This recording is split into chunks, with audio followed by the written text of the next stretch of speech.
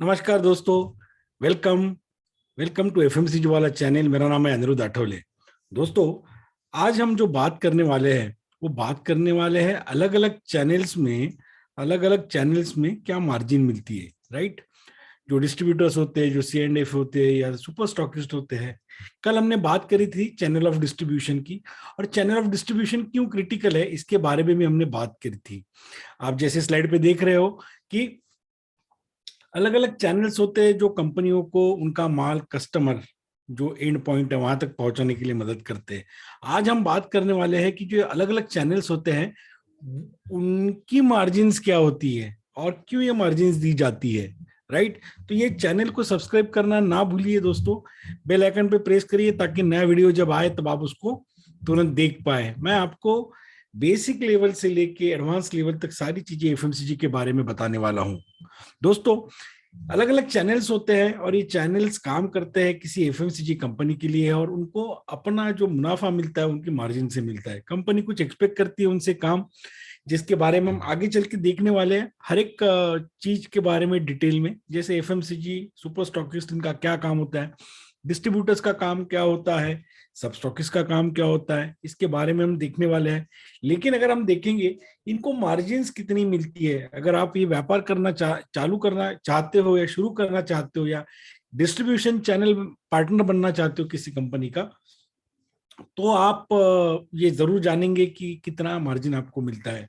तो दोस्तों, ये मार्जिन जो होते हैं टिपिकली इस रेंज में होते हैं, थोड़ा बहुत कम ज्यादा भी हो सकते हैं। लेकिन हर कंपनी चाहती है कि उनका जो पार्टनर है, चैनल पार्टनर है, डिस्ट्रीब्यूशन पार्टनर है, वो अच्छा पैसा कमाए, अच्छा रिटर्न कमाए, ताकि वो उनके साथ लंबी दूरी तक काम करते रहे। एक किसी भी चैनल पार्टनर को चेंज करना कंपनी के लिए भी तकलीफ दे होता है और पार्टनर के लिए भी तकलीफ दे होता है। तो जनरली रिटर्न कितना मिलेगा ये देखते हुए कंपनी इस मार्जिन को तय कराती है, राइट। और उसको तय करने के लिए अलग अलग चीजें हैं जिसके बारे में भी हम बात करने वाले हैं। तो देखेंगे, अगर आप सुपर स्टॉकिस्ट जो होते हैं, जो सी एंड एफ ए होते हैं, company C and F A लगाती है, कैरिंग एंड फॉरवर्डिंग एजेंट जिसको बोलते हैं, जिसके बारे में हम आगे चल के बात करने वाले हैं। तो ये तो कंपनी ओन नहीं रहता है, कोई थर्ड पार्टी ओन रहता है, लेकिन उसके एक्सपेंसेस सारे कंपनी बेयर करती है और उनको हैंडलिंग चार्जेस मिलते हैं, राइट। तो गोडाउन रेंट कंपनी देती है उस केस में, राइट। जो भी मैन पावर लगती है वो सारा कंपनी बेयर करती है उसका खर्चा, और जो ओनर होता है उसको कुछ परसेंटेज या उसको हैंडलिंग चार्जेस मिलते हैं। सुपर स्टॉकिस्ट जो होते हैं ये कंपनी से प्रोडक्ट खरीदते हैं। बहुत बार ऐसा ही होता है कि कंपनी से प्रोडक्ट खरीदते हैं, उनको 2-2.5% से लेके तो 8% तक का मार्जिन मिलता है, जिसमें उनका काम है प्रोडक्ट को परचेस करना कंपनी से और आगे डिस्ट्रीब्यूटर्स जो सब स्टॉकिस्ट है उनके उनको पहुंचाना।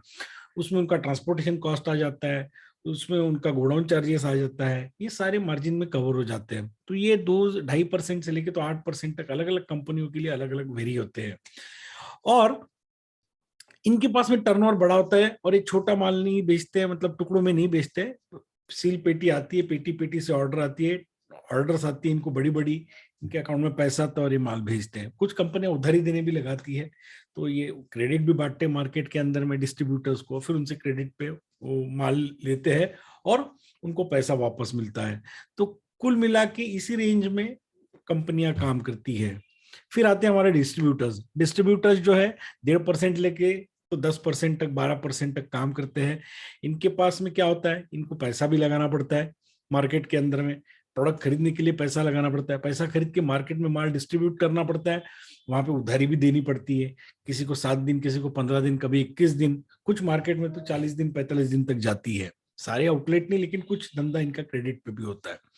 उसके अलावा उनको मैन पावर का कॉस्ट है, वो खर्चा करना पड़ता है, गाड़ी लगानी पड़ती है, गोडाउन लेना पड़ता है, अकाउंटिंग स्टाफ लेना पड़ता है, बहुत सारी चीजें करनी पड़ती है। तो ये मार्जिन जो होती है बिजनेस के टर्नओवर को देख के और कितना फास्ट टर्नओवर हो रहा है, रोटेशन हो रहा है, उसको देख के होती है।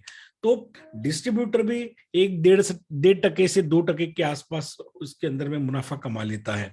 अगर उसके नीचे जाएगा तो डिस्ट्रीब्यूटर फिर थोड़ा सा नाराज हो जाएगा।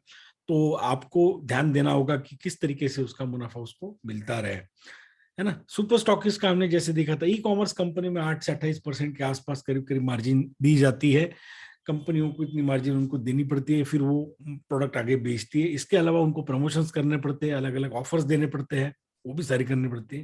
जो मॉडर्न ट्रेड आउटलेट होते हैं, बिग बाजार हो गया, डी मार्ट हो गया, यहाँ पे 11 से 28-30% तक मार्जिन दी जाती है। इसके अलावा उनको ऑफर्स चलाने पड़ते हैं, प्रमोशंस चलाने पड़ते हैं, ताकि वहां पे माल उनका निरंतर बिकता रहे। और ये कंपनियां बहुत बार ये मार्जिन आगे कस्टमर को पास ऑन कर देती है, तो सस्ते में माल बेचती है, राइट। वैसे अगर आप देखोगे सीएसडी कैंटीन में प्रोडक्ट सस्ता मिलता है, क्योंकि एक तो टैक्सेस नहीं लगते हैं वहां पे, और उसके अलावा कंपनियां भी अपना प्रोडक्ट प्रमोट करने के लिए वहां पे अच्छी सारी मार्जिन देती है। अब ये सारी मार्जिन तो आती है, लेकिन जो पायदान में आखिर में बैठा हुआ आदमी दुकानदार, ये जो आखिर में बैठा हुआ आदमी है दुकानदार, इसको 8% से लेकर 25% तक मार्जिन दी जाती है। इसके अलावा इसको अलग अलग प्रमोशंस दिए जाते हैं, ट्रेड प्रमोशंस दिए जाते हैं, क्वांटिटी परचेस स्कीम दी जाती है, या उसको क्यूपीएस दी जाती है, क्वांटिटी परचेस स्कीम दी जाती है, या उसको कोई अलग अलग प्रोग्राम के द्वारा 3 महीने के लिए, 6 महीने के लिए टारगेट दिए जाते हैं, उसके ऊपर उसको अलग अलग इंसेंटिव भी दिए जाते हैं। तो वो भी अपना उसके अंदर में 2, 3, 5, 6% एडिशनल कमा लेता है। तो ये अलग अलग मार्जिन है, अलग अलग लेवल पे। और इसका इंपॉर्टेंस इसलिए है क्योंकि जितना अच्छा, बहुत बार मार्जिन से ही पैसा नहीं कमाता है कोई भी डिस्ट्रीब्यूटर या दुकानदार, है ना, टर्नओवर पे भी कमाता है। अगर मैं आपको 50% मार्जिन दूं और साल भर में आप एक ही पैकेट बेच पाओ किसी चीज का, तो उसमें कोई मतलब नहीं रहेगा। तो मेरी मार्जिन अगर 10% भी हो और दिन के मैं 1000 पैकेट बेच रहा हूँ, या 500 पैकेट बेच रहा हूँ, या 100 पैकेट बेच रहा हूँ, तो मैं ज्यादा मुनाफा कमा लूंगा, राइट। और आज हम एक चीज और देखने वाले हैं कि चैनल ऑफ डिस्ट्रीब्यूशन की जो हमने बात करी थी, उसमें हमने ये भी देखा था कि कौन सा चैनल कितना सेल कंट्रीब्यूट करता है बिजनेस के अंदर में, कौन सा चैनल कितना कंट्रीब्यूट करता है बिजनेस के अंदर में। इसके बारे में हम बात करने वाले हैं कल की वीडियो में।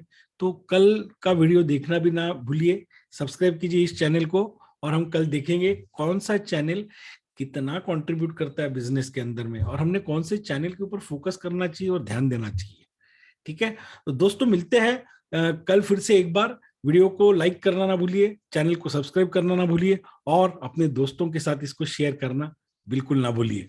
थैंक यू, जय हिंद दोस्तों, मिलते हैं कल फिर से एक बार। Thank you.